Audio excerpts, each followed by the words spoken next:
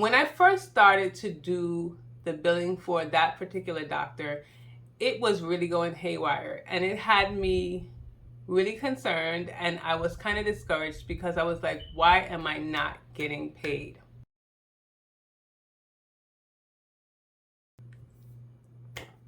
Hi guys, Tamika here. Welcome or welcome back. Today's video is going to be a good one because I know when you think about medical billing, you just really want to know, how do I get paid? So today we're going to be talking about common errors on claims that will not get you paid in medical billing. If you're interested in seeing that, then please keep watching. But before we do that, I want to give you a little backstory because I've been doing billing for years. If you've been watching my videos, you know I've been telling you that I've been doing billing since 2006. My specialties are OBGYN, ophthalmology.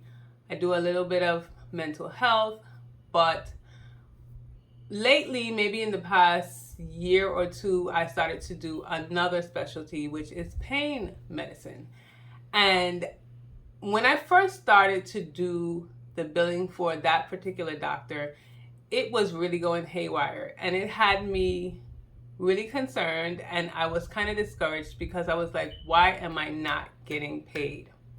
But what you have to remember in medical billing is that different specialties have different rules.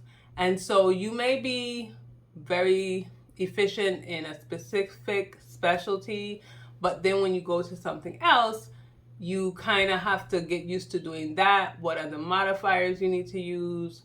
What diagnosis go with what codes? So it's just something that you need to make sure that you make sure that you get accustomed to, and you don't use it necessarily as a way to determine if you know how to bill or if you don't. Now, like I said, I started to get a little discouraged, and I was like, what did I do? Because for me, I don't want to mess up anybody's money. Medical billing has to do with getting paid by the insurance company, and for most providers, that's their main primary source of income. So if you're not doing the billing correctly and you're not getting them paid, then they're really upset and they want to get their money. So I'm going to go through about 10. I have 10 things that can keep you from getting paid when you send out claims. Because some people try and make it seem like medical billing is just sending out claims, but it really isn't. You don't just send out claims and then you just get money magically. You have to make sure that things are correct and the way the insurance company wants them. So we're going to start off with the common error number 1, and that's demographics. Now, most of the time, demographics is why you're not getting paid. So it may be because you don't have the patient's name correctly. It might be hyphenated. Some insurances, if you have a name, which let's say you have a name, it's Jill Cook, and you, on your insurance card, when you registered with your insurance, you hyphenated that name and it was your maiden name, which was Jill Andrew Cook.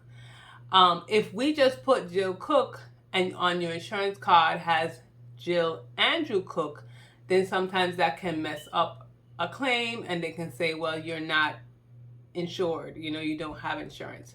Something simple like that can happen, and that can stop you from getting paid. So you don't want to get send out a claim and then get a denial and then don't correct that, because that's something really simple that you can correct. So demographics is the first thing that can stop you from getting paid. Now, the second thing is not filling out the correct places on the claim form. For me, the main one that does that is Medicare. So most insurances, they do have specific places that they want certain information. For the most part, I did a video about how to fill out a claim form. I will link that above.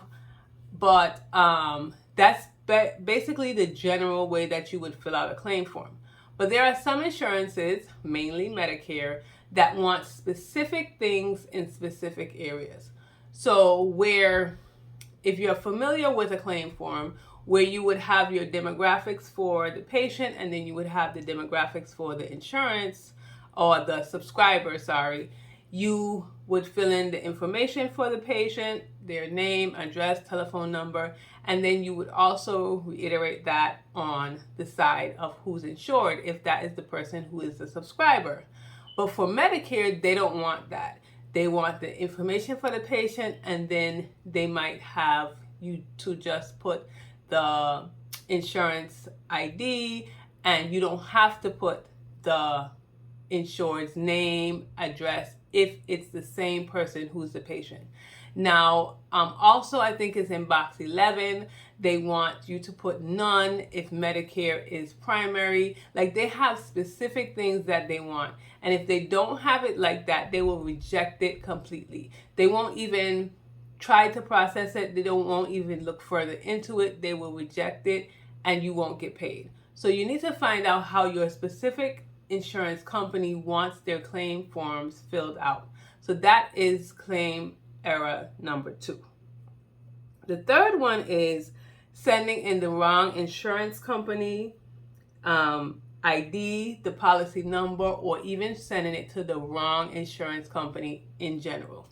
Now you might say, how can I send it to the wrong insurance company?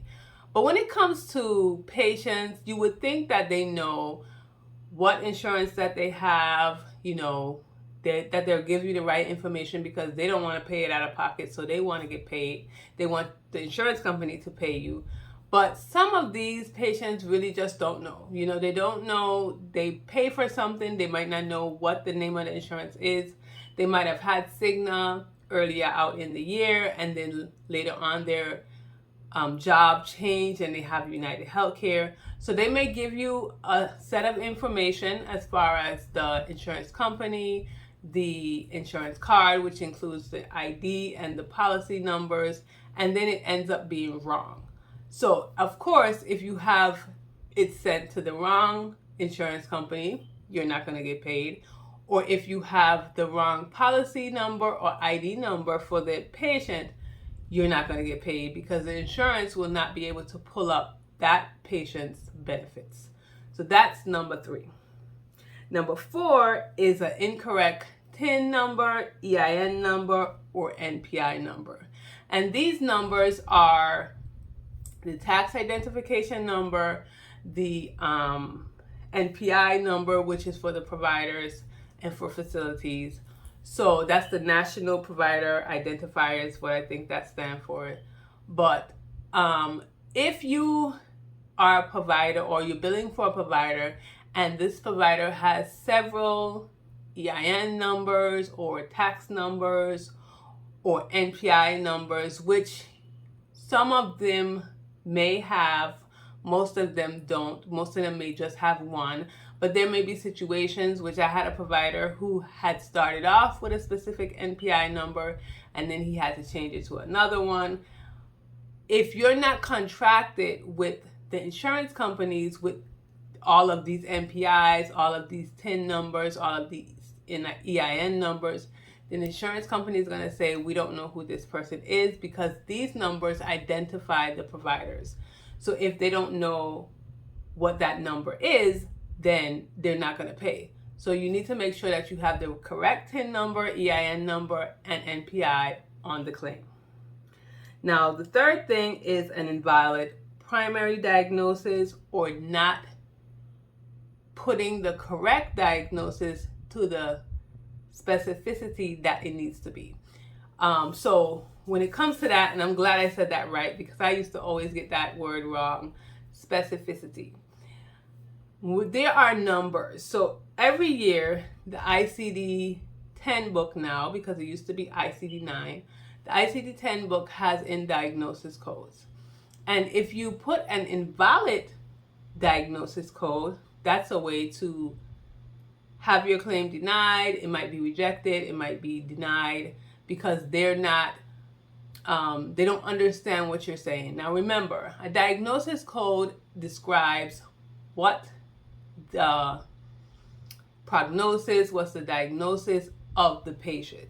So if you put a old or an invalid diagnosis code, or you put a code that is not complete, then they can't process it.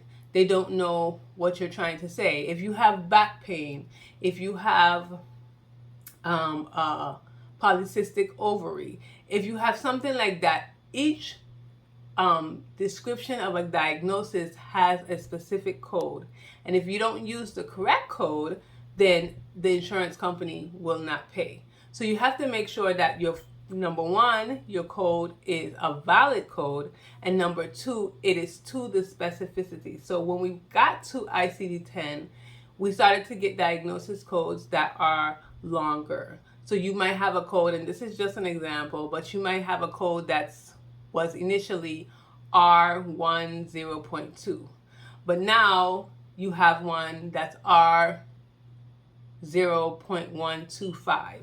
And if you forget that 5, then that's an invalid code. You have to make sure it's to the specificity. So if you have, every year you should buy the diagnosis books, because they change, they make changes, they add on numbers, they take out diagnosis. So you need to make sure that you're using the correct diagnosis code.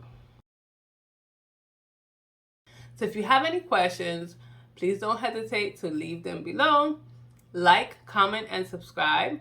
And I hope to see you in the next video.